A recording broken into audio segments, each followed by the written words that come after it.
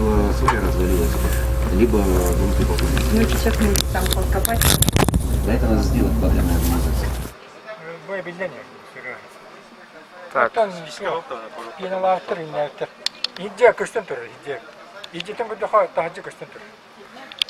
Ага. В общем, дом рушится. Дом скоро рухнет. Мен Константинова Мария Афанасьевна Демин. Бу Билибина 46/5. Бу обсайдияга үлебиттен косылан 2004 жыллаха кирен олуксуен олоробут. Бүгүнкү күннәха бихигет тонны тик кисетас битер олоробут. Кергеним Константинов Николай Леовичтен. Туох үлехете, спорт комплексы үлехете, Россия главный тренера. Ол 2004 жыллақтан бұл хаңа 2 сәтәс масдия тұтылан керияғыттан бұдияғы лорабыд. Бүгін күннәқі бұл бастығы тәспіт тасы өттіте. Бұл көстер істене біт арақсан, бұл сас кіттан. Бұл сас бәт кіретті 1 сантиметр күрдік. Бүгін күннәқі бұл Сайсарский дом бігіне олар тоқтыр жаннар бұт кәлән бұт маячок тұраран. Бар бұттара бүгінгі күннәқі бұл бүгін июль 31 күнігер 12 сантиметр хағыр бұт. Мастаманы. Идет постепенно, она уже меньше. По всему объекту.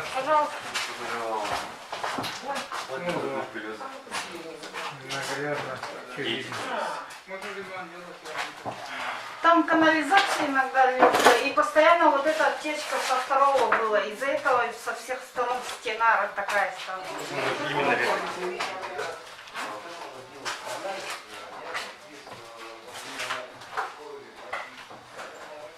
Почему так-то? Роман Сергеевич, а тогда что по этому дому делать? Вот как вот?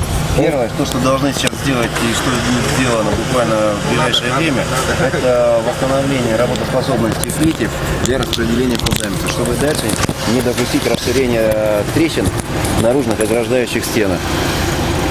В последующем будет сделано инструментальное обследование для определения, какие технические решения нужно дальше принять.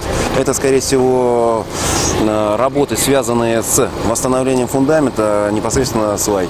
Ну и также будут произведены сметные расчеты по восстановлению теплоизоляционных функций данных ограждающих стен. А в чем причина такого? Причина уже инструментальное обследование покажет. Специализированная организация. Сейчас можно только предполагать. Ну, вот так, на вскидку, это там по себе дом просто некачественно сделан изначально, да? Ну, во-первых, нельзя так утверждать, да, что качественно, некачественно, мы этого не знаем.